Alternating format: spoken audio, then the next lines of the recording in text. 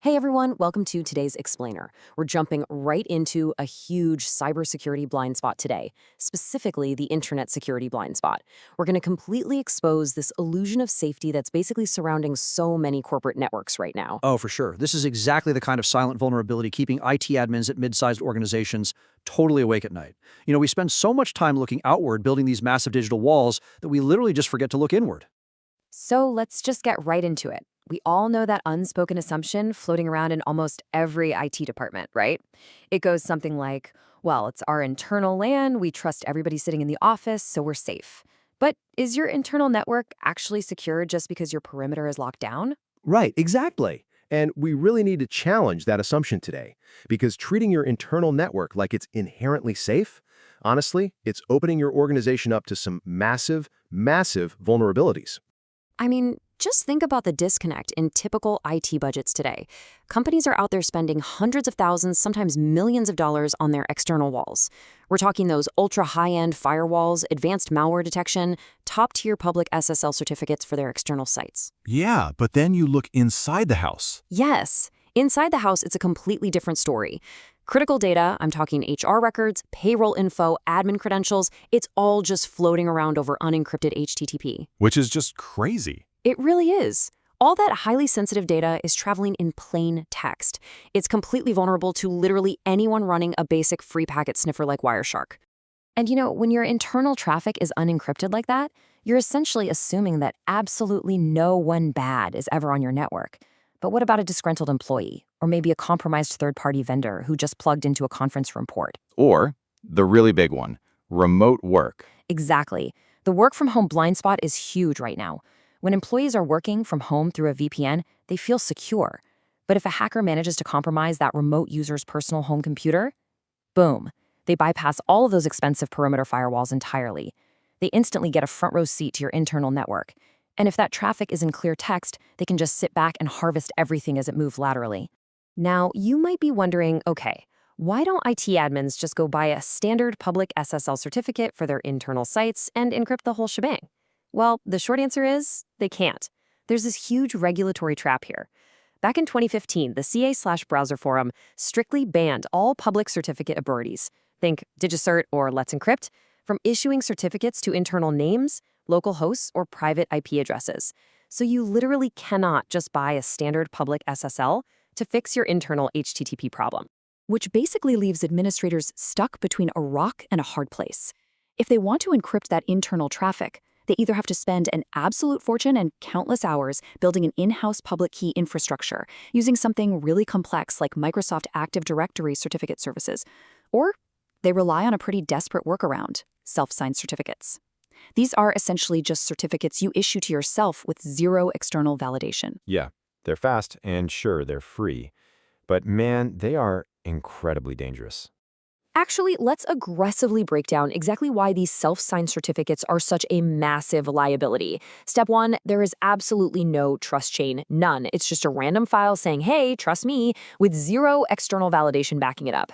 And step 2 is honestly the scariest part for me. Oh, it is terrifying. The private key is bundled right inside a PFX file, and administrators routinely just leave these PFX files sitting on shared network drives or local PCs, often with super weak or even blank passwords. If a malicious insider snags that file, they hold the golden key. They can literally retroactively decrypt your network traffic. Wow. Plus, step 3, it causes those constant, annoying browser warnings. You're basically training your own employees to just click advanced and bypass security alerts, which is an absolutely terrible habit to build. Right, you're creating major security fatigue. And finally, step 4, if that key gets compromised, there is zero revocation mechanism.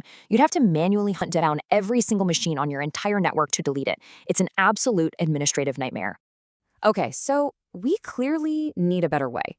And thankfully, there is a really fantastic resolution to this whole nightmare.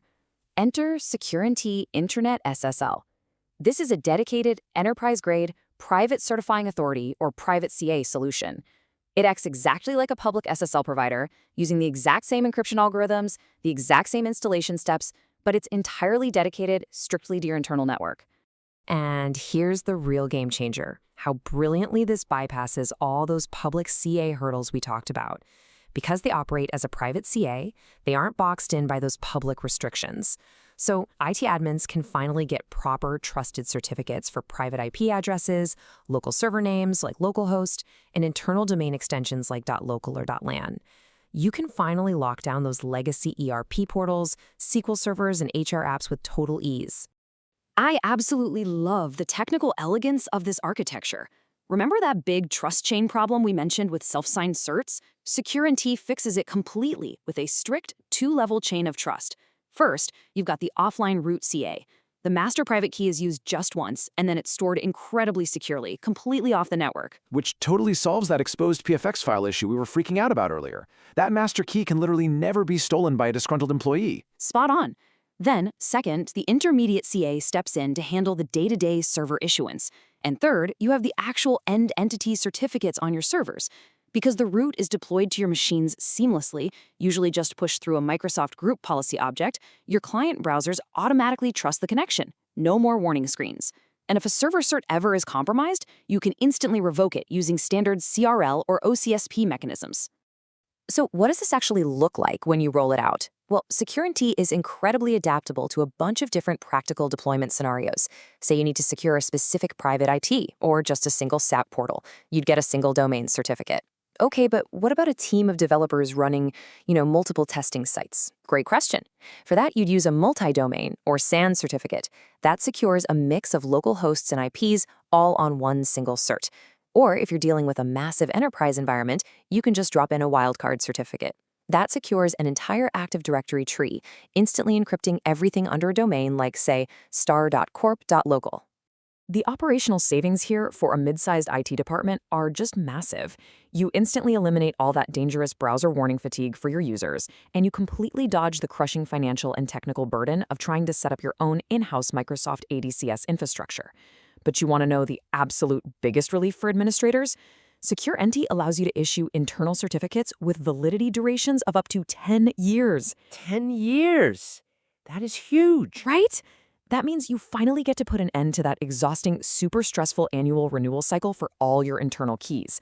Plus, they even offer free trials ranging from 7 to 30 days so you can test the whole thing out right in your own environment. So it's really time to stop relying on this illusion of perimeter safety and definitely stop using those dangerous self-signed certificates. Absolutely. Ensure your internal network blind spot is finally locked down. Thanks so much for joining us on this deep dive explainer, and keep learning. Because at the end of the day, you have to ask yourself, just look at the data flowing across your organization right now. The usernames, the passwords, the financial records. Can you truly afford to leave your internal network traffic in plain text?